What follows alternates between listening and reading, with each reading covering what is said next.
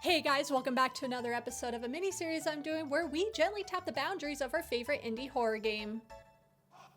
Slow camera zoom out. Fourth wall break inside a fourth wall break. And today we're jumping right back into Shipwrecked 64, the 1997 version, which differs a lot from the 2023 restored copy. In this original version of Shipwrecked 64, our favorite critter friends turn into these twisted monsters, as well as the puzzles get really insane to the point where you have to think outside the box and the game. Quite literally, you actually go to other websites and visit YouTube videos in order to solve some of these puzzles. This game blurs the line between ARG and video game, taking the best aspects of both mediums to create a horrific yet amazing horror game experience. The 1997 version of the game is divided up into layers, so I will be covering them in sequential order. This video is also going to be a little bit longer than the last one, so be sure to grab your beverage, grab your food from the microwave, and let's jump into it.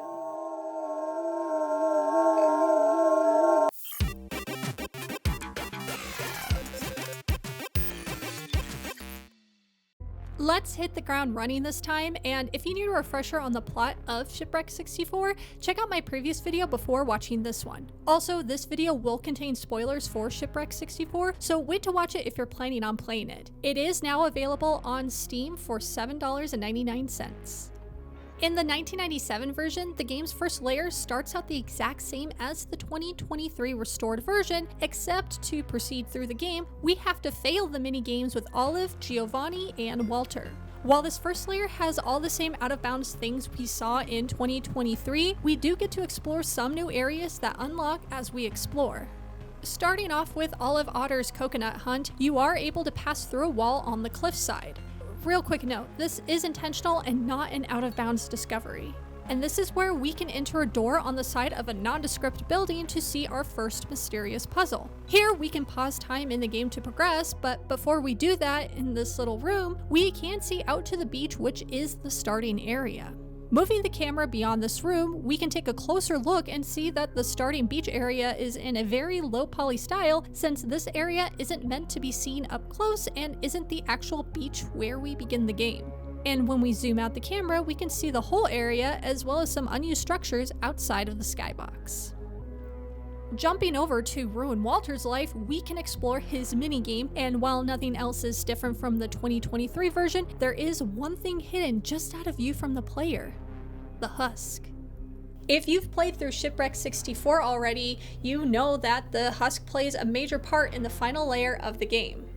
But he's been with us since the beginning, watching us from above as we platform our way through the open waterway for Walter's boat. I asked Squeaks the corgi if the husk is always there, and he said yes. He's just chillin'. He follows you all throughout the game in the background. That covers all the new things we can see in Layer 1, so let's go ahead and go a little bit deeper and move on to Layer 2. Starting off using the locked door by where Olive usually is on Layer 1, the door is now open and we can progress the game to the next layer. What's really cool about this is, if you remember in my first video, most of the areas in that game are already loaded in, making moving from area to area pretty fast. Layer 2 is absolutely massive, with all the rooms we get to explore already loaded in. Everything from the art museums, the dam, diner, main hub, it's all here. There's even a kitchen from the Wolf's Island floating here in the void from Layer 1. What's neat is seeing each area and how the surrounding space was modeled around them, such as the art museums are located in an extremely long rocky tunnel that is 10 times larger than the actual space we explore in the game. There are also some fun things to be found out of bounds, starting with my personal favorite, hidden character models. A Giovanni goose is located under the dining room area. Walter Walrus is under the dam along with a cute little wolf in a boat ready for adventure, and in the same dam area, there is even a Bucky Beaver sitting on top of the JD Gold statue. It's kind of weird seeing other models of Bucky when we are playing him, so I asked Squeaks what these models were for. Squeaks told me that Bucky under the dam was used in a cutscene which was later scrapped.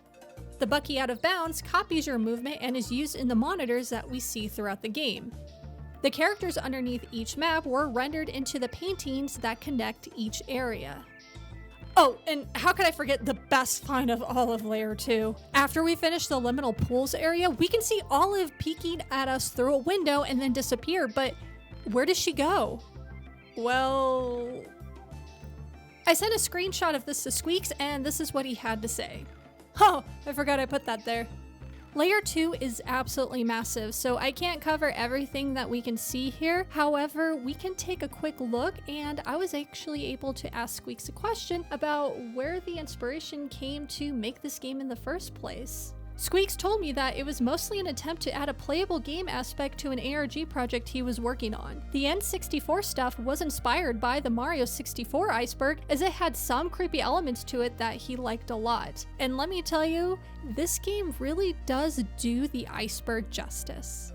Now with Layer 3, most of the area is shrouded in darkness, and I was unable to light it up with the Unreal Unlocker, but that doesn't mean I didn't find anything really cool. Starting off at the dock, Bucky is very displeased with how the adventure is going and is not afraid to voice his opinion here. While he is talking, if you choose to turn the camera around or use the out of bounds camera, we can actually see he has facial expressions.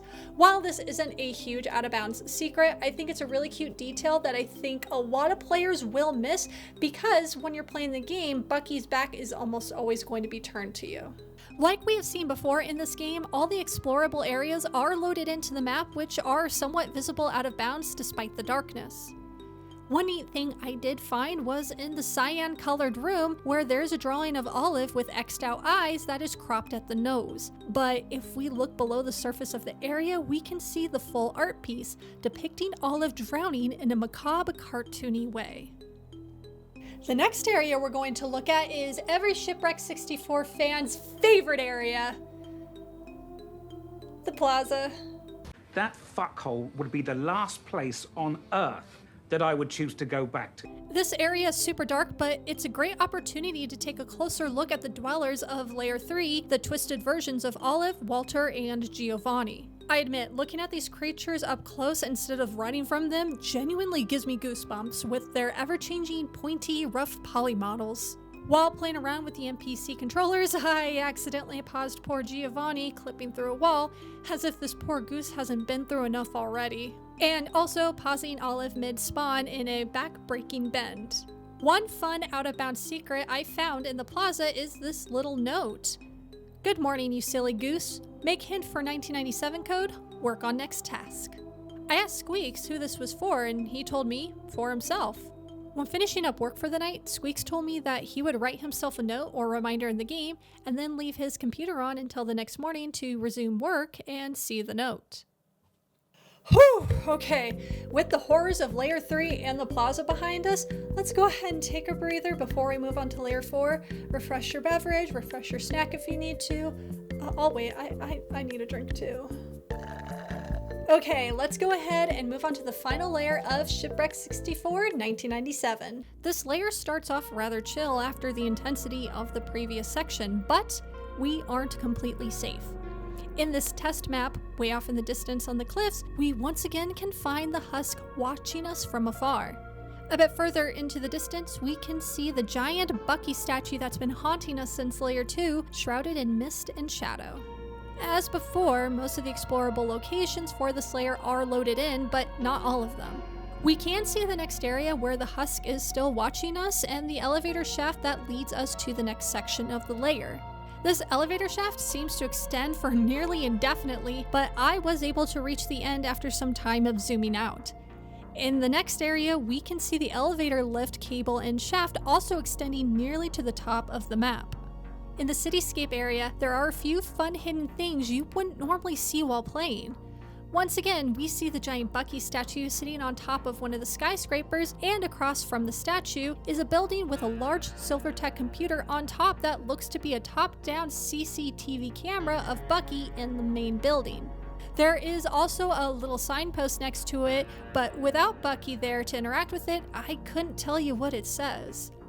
Of course, one of my classic favorite out-of-bounds finds is the hidden character models, and right between these two buildings, we can find the super creepy Blot waiting to spawn in with his little green barrel. And before we wrap up this area, we haven't had a chance to have a good iconic zoom out in a bit, so let's take a breather before we head to the finale of this twisted nostalgic nightmare.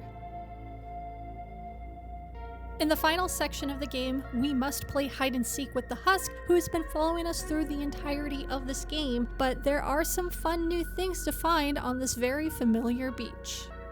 The giant heart is still underneath the starting area like it is at the beginning of the game and the 2023 version.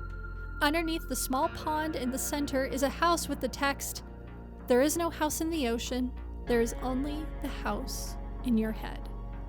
We can also zoom out and find that a majority of everything has stayed the same except for the demonic red sky. What is really creepy though is the olive otter army is just all standing still, but their heads are all locked on to Bucky's location at the beach. Also, just outside the map, I saw a giant red box, and when I approached it, inside this box houses the enemy NPCs for this area. Their heads are all locked on to Bucky's location as they wait to be called in by the game.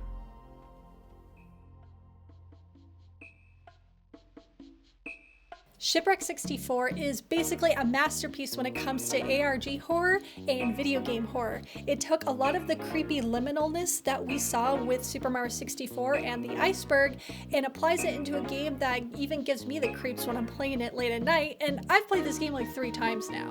If you're a fan of analog horror, ARGs, and video games, this is definitely the game for you, and it's on Steam for only $8. I want to thank you all so much for watching my video. I know I have not been super consistent in taking some time getting videos out. This one definitely took a lot longer than I anticipated, but I'm going to do my best to kind of keep working on videos, and I have 2 more videos kind of planned out, so go ahead and click that subscribe button and ring the notification bell so you'll be notified when I put those videos out. And of course, you know, if you enjoyed the video, click that like button. She's right down there. And as always, I'll see you all in the next video.